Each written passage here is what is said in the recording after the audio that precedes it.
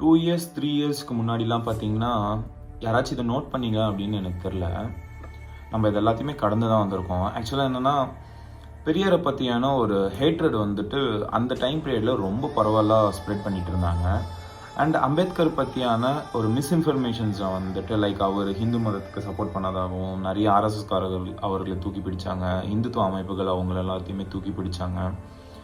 So இந்த மாதிரியான ஒரு சமயத்துல வந்துட்டு ஒரு பிக்கெஸ்ட் ஸ்டார், சவுத் இந்தியாவிலே ஒரு பெரிய நடிகர், தமிழ்நாட்டில் ஒரு பிரபலமான ஒரு நடிகர், அதாவது இன்றைய சிஎம் ஜோசப் விஜய் அவர்கள் வந்துட்டு புதுசாக ஒரு கட்சியை ஓப்பன் பண்ணுறாரு. அந்த கட்சியில் ஐடியாலஜிக்கல் லீடர்ஸ் அப்படின்னு சொல்லி 5 பேரை சொல்கிறாரு. அதில் 2 பேர் அம்பேத்கர் அண்ட் பெரியார். ஸோ அது ரொம்ப வரவேற்கத்தக்க ஒரு விஷயம். அண்ட் அவர் வந்து ஒரு அவரோட ஃபர்ஸ்ட் ஸ்பீச்சில் ஒரு 2 வேர்ட்ஸ் சொல்கிறாரு. என்னன்னா, டீசென்ட் அண்ட் டிக்னிஃபைடு பாலிடிக்ஸை நான் பண்ண போகிறேன் அப்படின்னு சொல்லி அவர் சொல்கிறாரு. அந்த ஸ்பீச்சில் பெருசாக எந்த ஒரு கட்சியவும் அவர் தாக்கலை, எந்த ஒரு பர்சனையும் அவர் தாக்கலை. அவரோட ஐடியாலஜிக்கல் எனிமி அண்ட் பொலிட்டிக்கல் எனிமியை வந்துட்டு அட்ரஸ் பண்ணுறாரு in a very polite way, in a very decent way. So அந்த ஸ்பீச்சை பார்த்துட்டு எனக்கு ரொம்ப பிடிச்சி போய், so he will be a change. தமிழ்நாட்டில் வந்துட்டு ஒரு மாட்டு சக்தியாக அவர் இருப்பார். இவன்தான் நிறைய பேர் இருந்தாலுமே, நான் என்னதான் ஒரு இடது சிந்தனை கட்சிகள் லைக் கம்யூனிஸ்ட் கட்சிகள், விசிகா இல்லது திமுகவுக்கு ஆதரவாக இருந்தாலுமே, எனக்கு இந்த கட்சிகள் எல்லாமே ரொம்ப பிடிச்சிருந்தாலுமே, எனக்கு அந்த ஒரு பர்சன் மேலே, அந்த ஒரு பார்ட்டி மேலே ஒரு பெரிய ஹோப் இருந்துச்சு. அண்ட் சேம் டே நான் வந்துட்டு ஒரு ஸ்டோரி ஒன்று வச்சேன். லைக் அவரோட ஸ்பீச்சை போட்டு இஸ் கிளாரிஃபிகேஷன் அப்படின்ற மாதிரி போட்டு பக்கத்தில் ஒரு ஃபயர் எமோஜிலாம் போட்டு அந்த டைமில் போட்டேன். And I was thinking about to travel in that party TVK. அதில் நான் பயணிக்கணும் அப்படின்னு சொல்லி ஆசைப்பட்டுட்டு இருந்தேன். அண்ட் பார்ப்போம், ஒரு 6 months டைம் இப்போ 6 months டைம் கொடுக்குற மாதிரி அப்போது ஒரு 6 months டைம் கொடுப்போம். அவங்களோட நிலைப்பாடுகள் எப்படி, அவங்களோட கலைப்பணிகள் எப்படி இருக்க போகுது அப்படின்றது எல்லாத்தையுமே பார்க்கலாம் அப்படின்னு சொல்லி நான் வெயிட் பண்ணேன். அண்ட் அந்த டைமில் சீமான் மாதிரியான பர்சன்ஸ் வந்துட்டு ஹேட்ரட் ஸ்பீச்சை வந்துட்டு ஹேட்டிசமாக வந்துட்டு நிறைய ஸ்ப்ரெட் பண்ணும்போது, இவர் டீசெண்டான ஒரு பாலிடிக்ஸ் பண்ண போகிறேன் அப்படின்னு சொல்லும்போது ஐ வாஸ் ஈகர்லி வெயிட்டிங். இவரோட மூவ்ஸ் தான் எப்படி இருக்க போகுது, லைக் இவரோட ஸ்பீச் எப்படி இருக்க போகுது, இவரோட அணுகுமுறைகள் எப்படி இருக்க போகுது அப்படின்றத பற்றியான ரொம்ப எக்ஸ்பெக்டேஷன்ஸ் எனக்கு இருந்துச்சு. லேட்டர் வந்துட்டு எனக்கு நிறைய விஷயம் எனக்கு அதில் ஏற்றுக்க முடியாத விஷயங்கள் அந்த பார்ட்டியிலேருந்து எனக்கு நிறைய விமர்சனம் வந்துச்சு. ஏன்னா அவங்களோட ஃபஸ்ட்டு அறிக்கையை வந்துட்டு நிறைய ஸ்பெல்லிங் மிஸ்டேக், அவங்களோட கட்சியோட பேர்லேயே வந்துட்டு தமிழில் நிறைய ஸ்பெல்லிங் மிஸ்டேக் வந்துச்சு. ஸோ இது எல்லாத்தையுமே சின்ன சின்ன இஷ்யூ தானே அப்படின்னு சொல்லி போகும்போது நிறைய இஷ்யூஸ்க்கு இவங்க வந்துட்டு அதை பெருசாக கன்சிடர் பண்ணல. ஓகே, இப்போ எதுக்கு இதெல்லாம் நான் சொல்லிட்டு இருக்கேன்னு பார்த்தீங்கன்னா, இன்றைக்கி வந்துட்டு என்னோடய ஃப்ரெண்ட்ஸ், என்னோடய தோழர்கள், சக தோழர்கள் வந்துட்டு என்னை கேட்டாங்க, நீ ஒரு காலத்தில் வந்துட்டு அண்ணனுக்கு சப்போர்ட் பண்ணதானே அப்படின்னு கேட்டாங்க. ஆமாம், நான் சப்போர்ட் பண்ணேன். பட் இப்போ நான் சொன்ன எக்ஸாம்பிள்ஸ் தான் நான் சப்போர்ட் பண்ணுறதுக்கான ரீசன்ஸ். அண்ட் அவங்க கேட்டாங்க, நான் அவங்களுக்கு அந்த நான் ஏன் இப்போ சப்போர்ட் பண்ணல அப்படின்றதுக்கு, நான் ஏன் இவ்வளோ எதிர்க்கிறேன் அப்படின்றதுக்கான பதில் நான் அவங்கக்கிட்ட கிளியராக சொல்ல முடியல. நான் இந்த பதிவு மூலயமா எல்லாருக்குமே சொல்லிக்க விரும்புகிறேன். இப்போது டீசென்ட் அண்ட் டிக்னிஃபைடு பாலிடிக்ஸ், அதை ஒரு சைடு நான் ஒரு செகண்ட் தூக்கி சைடில் வச்சிடுறேன். உங்களுக்கு ஒரு குட்டி ஸ்டோரி ஒன்று நான் சொல்ல போகிறேன். அந்த குட்டி ஸ்டோரி என்னென்னா, சம் லேடி, நான் இங்கே யாரையும் மென்ஷன் பண்ணல, ஒரு சம் லேடி ஒரு பேக்கரிக்கு போகிறாங்க. சென்னையில் ஒரு ஊரில் இருக்கிற ஒரு பேக்கரிக்கு போகிறாங்க. அந்த பேக்கரிக்கு போய் ஒரு கேக் வாங்குறாங்க. ஒரு பர்த்டேக்காக ஒரு கேக் வாங்குறாங்க. யாருக்கு வாங்குறாங்கன்னா, ஒரு செலிப்ரிட்டிக்காக வாங்குறாங்க. அது சம் பொலிட்டீஷியனோட பிறந்த நாளுக்காக அந்த லேடி வந்துட்டு கேக்கை வாங்குறாங்க. கேக்கை வாங்கிட்டு வராங்க. அந்த கடையில் வந்துட்டு கரண்ட் கட் ஆகிடுது. கரண்ட் கட் ஆகும்போது இவங்க டார்ச் அடித்து ஒருத்தரை தேடிட்டே இருப்பாங்க. அப்போ வந்துட்டு ஒரு அந்த பர்த்டே பர்சன் வந்துட்டு யாரை தேடுறீங்க அப்படின்னு வந்து கேட்பாங்க. அப்போ அந்த லேடி வந்து சொல்லுவாங்க, உங்களோட சன்னை தான் தேடிட்டு இருக்கேன் அப்படின்னு வந்து சொல்லுவாங்க. ஸோ இந்த ஸ்டோரி சில பேருக்கு புரிஞ்சிருக்கும், புரியாமல் இருந்திருக்கலாம். சில பேர் இதுக்கு ட்ரிகர் ஆவீங்க, சில பேர் இதுக்கு கோவப்படுவீங்க, சில பேர் இதை வந்துட்டு ஒரு கிண்டல் கீழே எடுத்துப்பீங்க. இது யாரையும் ஹர்ட் பண்ணும் அப்படின்றது என்னோட இன்டென்ஷனில். அந்த டீசென்ட் அண்ட் டிக்னிஃபைடு பாலிடிக்ஸ், அந்த நாகரிக அரசியல், சபை நாகரிகம், லாங்குவேஜ் எத்திக்ஸ், இது எல்லாத்தையுமே தூக்கி நான் சைடில் வச்சா என்னாலையும் பேச முடியும், மற்றவர்களாலையும் பேச முடியும். Rage baiting is not for only some peoples quality. இது எல்லாருக்குமே இருக்கும்.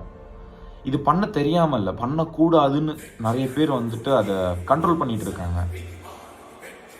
ஸோ யா, அன்னைக்கு ஏதோ ஒன்று இவங்கக்கிட்ட அந்த டீசென்ட் அண்ட் டிக்னிஃபைட் பாலிடிக்ஸ் இல்லை, ஒரு ஒரு ஒரு க்ளீன் பாலிடிக்ஸ் இவங்களால பண்ண முடியாது அப்படின்னு சொல்லி ஊற்றிக்கிட்டே இருக்கும். இன்றைக்கி அதை வந்து அசம்பிளியில் வந்துட்டு நிரூபிச்சிட்டாங்க. சரி, ஓகே, இவ்வளோ ஒரு கீழ்த்தனமான ஒரு பேச்சு, ஒரு ஒரு ஒரு எப்படி சொல்கிறதுனா கைண்ட் ஆஃப் ஒரு ஆணவ பேச்சு தான் சொல்லலாம். அது ஒரு ஆணவத்தை தாண்டி ஒரு அருவருக்கத்தக்க ஒரு பேச்சு.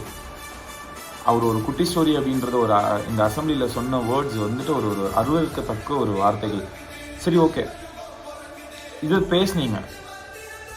அசம்பிளி காலையிலேருந்து மதியம் வரைக்கும் இருந்திருக்கும், மேபி ஒரு சாயந்தரம் வரைக்கும் இருந்திருக்கும். அவ்வளோ நேரம் வாயை பொத்திக்கிட்டு பொம்மை மாதிரி உக்காந்துட்டு இருந்தேன். நீங்கள் ஏன் எதிர்கட்சி தலைவர்கள் எல்லாருமே எந்திரிச்சு போனதுக்கப்புறம் பேசுகிறீங்க? காலையிலேருந்து சாயந்தரம் வரைக்கும் எலியா, ஆப்போசிஷன் இல்லைன்னா உடனே புலியா? இல்லை அந்த ஸ்கிரிப்ட் பேப்பர் ஏதாச்சும் சென்டரில் ஏதாச்சும் யாராச்சும் எடுத்துகிட்டு வந்து கொடுத்தாங்களா அப்படின்றத எனக்கு தெரியல. இந்த ஒரு மீம் டெம்ப்ளேட் மாதிரி தான். என்னடா டைலாக் இது, யாரா எழுதி கொடுத்தா அப்படின்ற மாதிரி ரொம்ப அருவருக்கத்தக்க ஒரு ஸ்டேட்மெண்ட் நீங்கள் கொடுத்தது.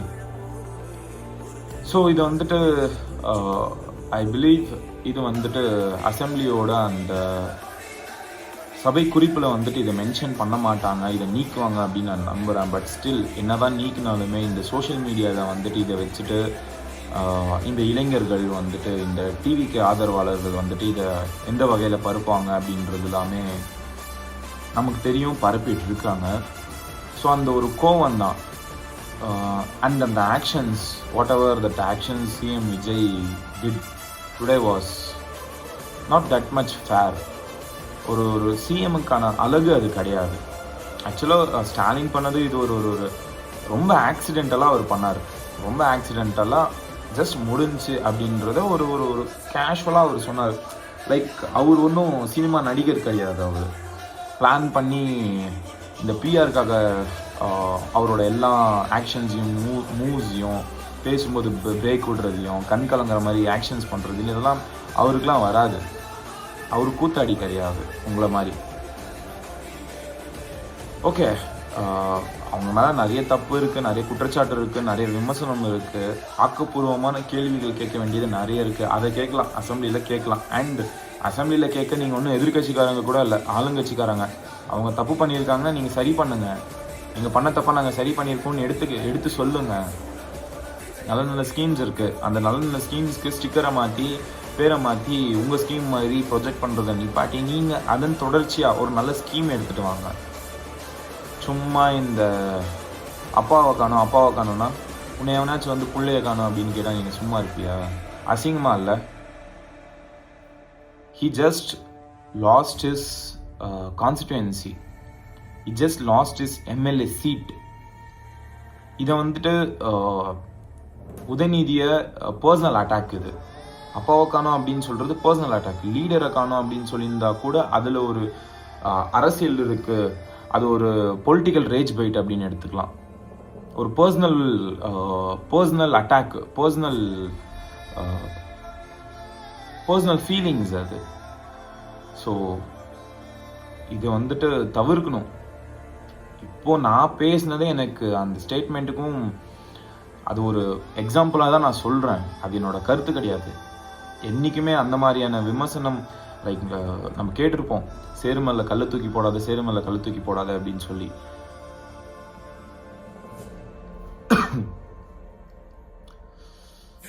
தெரில, மண்டை வெடிக்குது இவனுங்க பண்ணுற அரசியல்லாம் பார்க்க முடியல. ஓகே, கிட்டத்தட்ட ஒரு 9.5 minutes பேசிட்டேன்.